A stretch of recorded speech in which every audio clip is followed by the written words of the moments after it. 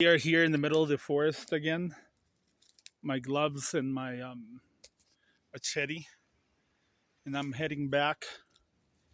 And this is basically a small description of the cloud forest, 30 meters, as opposed to the wind-clept elfin forest that's on the top of this mountain. Doesn't get as much wind.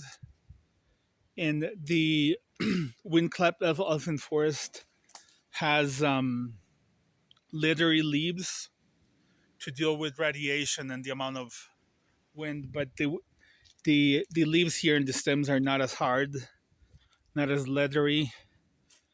Um, More epiphytes in the top, but there's still some epiphytes here. This is man-made. Then fairly straight trunks like that one. Then I hear a solitaire. I was hearing a frog.